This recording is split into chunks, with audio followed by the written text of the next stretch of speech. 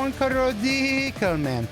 Today, for the summer of D&D settings, we're going to talk about D&D's most important book setting, and that is Dragonlance. Hope you like it, and let's begin. Once again, my friend Magic Friend and me are going to talk about D&D's most popular setting in literature, Dragonlance, a setting that people want a movie adaptation so bad since Lord of the Rings. Yeah, they've already licensed it out, 2 or 3 times since Lord of the Rings, trying to get a new movie made? Yeah, this is one of D&D's most important settings, and let's Magic Friends explain the history and importance of this setting. Just to know, we're only doing books first 2 trilogies, plus the second spiritual sequel, because those 7 books are the main canon. But later we won't explain other books because they're filler. But anyhow, let's begin. Yeah, so we're talking about a setting that was created around 1984.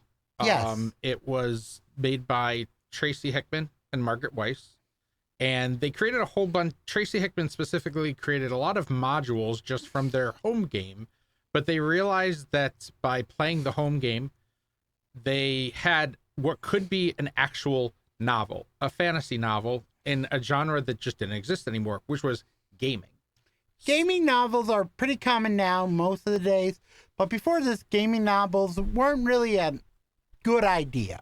Yeah. Like, it wasn't until like freaking Sword Arc for Japan or other novels to make the genre worth it, but novels with gaming elements are really popular, like Ready Player One and Sword Arc, but that's another story for another day. Back to you. Yeah, if it wasn't for Margaret Weiss and Tracy Hickman, we wouldn't have things like the Magic novels that became very popular in the bundles that you used to be able to buy. You wouldn't have novels about the Master Chief. You wouldn't have novels about Mario or Zelda. Right. And many, many animes. Yu-Gi-Oh!, Pokemon. Sword Arc Online and Sword Arc. Log Horizon.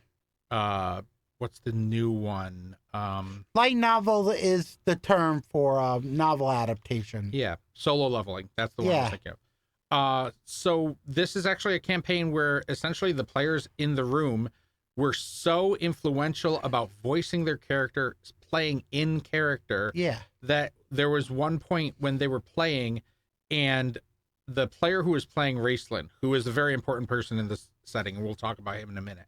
The person playing Raceland as a character made up a voice that was so raspy, so powerful, but yet so weak at the same time, that he completely convinced everybody in the room, hey, this isn't just a game anymore. Now it's popular culture. And that's what happened in 1984, right around the time we see from Stranger Things, is when Dragonlance became a pop culture phenomenon for the books that you were reading, not the books you were playing with. Right. And before this, fantasy literature wasn't really common or D&D inspired like with the Vance stuff last time. But today, let's talk about before one of D&D's most popular villains because of the cartoon series, Tiamat, or by a different name in Forgotten Realms, but separate, but it's like more like a split version of Tiamat, where it's not really Tiamat, but like a separate version. In this version, we call her Takesis. Right. There's 3 pantheons of deities. There's like the good, the bad, and the neutral. Yes. Palantine is the leader of the good deities. Yes. Takesis is the leader of the evil deities. And it turns out Takesis is also essentially a female version of Tiamat. Right. And then because Tiamat is male mostly, but female Tiamat is more like separate universe. But I mean, it depends on how you look at Tiamat being female or male. Like in this series, it's female, but in every other setting, it's male. It goes back and forth. Right. A lot of settings do have Tiamat as the dragon queen, but this is more of a female embodiment of the 5 chromatic dragons, which I will explain. There are 5 chromatic wait a minute, god damn it, sorry, have to do a storyline things for 2 seconds. God damn it, what is it? Well, I need you to explain what the heck freaking the 5 chromatic colors and the 5 metallic colors. Do you want me to explain? Fine. There are 5 chromatic colors. They are red, red, black, white, green, and blue. Yes. And also, basically, the metallic colors, which I am, are gold, silver, bronze, copper, and brass. I don't know why brass is like a replacing blue, but anyhow, point is those are the 5. Sorry, that was a lore thing. Are you playing as Bahamut? No, that's Nadar. Remember that D&D Nadar. character? Yes. That's all I'm saying. I don't want to explain why I do these things because that's a lore thing, and this is like, I promise myself no lore in these videos. But that one kind of popped out. Yeah, I'm sorry. So the other big thing about this is the first time that the D&D setting was one major story arc. We talked last time about how there's a lot of small adventures you can do in Greyhawk. Yes. But in DragonLance, the DragonLance adventures that you could buy off the shelf, they went from module 1 to module 16. So you were playing through 16 adventures as the same characters, and those characters would end up going all the way to maximum level. Yeah. Which is kind of like an adventure path if you do Pathfinder, which is another brand, but we will explain that when we get to Eberron, maybe, because Eberron is the same setting as that, but that's another story for another day. Yeah, this is the precursor to adventure paths, where you're not switching up and making new characters all the time. You're taking a character and making it almost a part of you and going all the way till it's the end game. Right. There's a lot of important people in this realm, like Raistlin, the red mage, who turns into the black mage, who then almost becomes a god. Yeah. There's this is the first time we have a person in story that just dies. Yes. Flint just dies from, spoiler alert, one of the characters dies of a heart attack. God, I'm coming, Elizabeth! Like, not even like, oh, a giant battle? Nope, he's just chasing after someone that dies of a heart attack. Sorry, that was a joke. They pull at your heartstrings in this. A lot of people, a lot of characters end up passing away, and a lot of people end up not getting the ending that they really were told they were going to get. It's less fairy tale and more real life struggle to survive. Right. But you now let's talk about the 2 races that are unique to the setting. Half elves, which are a common race now, but in this setting, this is when they become main focus for our protagonists. And also a variant of halflings called Kinder. Yeah, half elves were kind of fleshed out as being obscure in this setting. They were not really human, so they got persecuted by humans. They were not really elves, so they weren't allowed in the elven lands, which were cut off from the rest of society. Yeah. In this setting, so they were outcasts. They were outliers. They kind of roamed different towns and different places, a lot of merchants and travelers. And our main character, Tanis, is himself half-elven, but oftentimes hides it to keep himself from being persecuted when he's in human towns.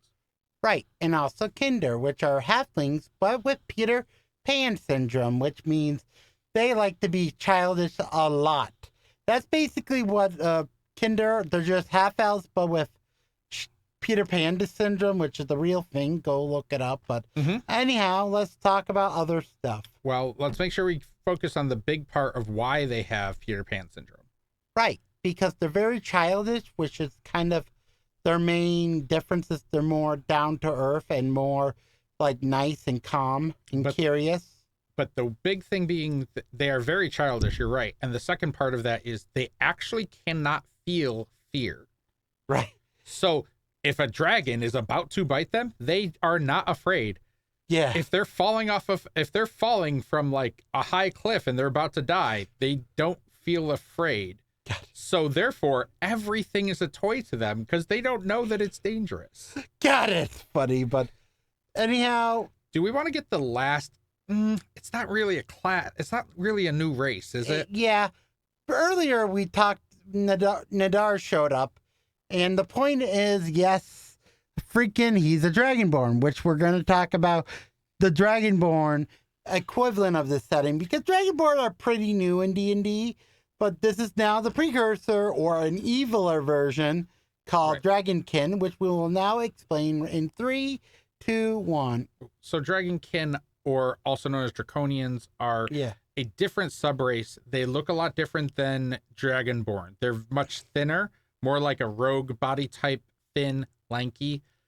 They were only chromatic, so you could not get any of the good colors. And they were actually kind of created by the Dragon Lords, who are mostly the big bads other than Takesis. Each color of dragon has a Dragon Lord, which is a human who controls the leader of that color. Right. A couple of popular ones are Ikakus and Kitiara, who happen, spoilers, Kitiara is Tanis' girlfriend until he finds out that she's actually a Dragon Lord. Yeah. And those characters would take over essentially a clan and then create their own Draconians or a Dragonkin that would then be their foot soldiers. Instead of having to hire humans or other races, you just breed these Dragonkins to go do your combat for you. And all of them have, it's one of the first times you have death effects in the game as well. Yes, death effects are really common for higher level gameplay with a lot of media, but really it's not common in settings until this made it legit. But anyhow, that's it for Dragonlance for now. And yeah, Dragonlance is actually really important in book literature, and without it we wouldn't get modern stuff. Hope you liked the video. Leave a comment below if you like Dragonlance and care about it. Just to know, next time we're going to talk about the most important setting, and it might be a double feature because we're going to talk about the main thing plus the side thing later, but the point is we're going to talk about Forgotten Realms. Just come and saying bye-bye for now.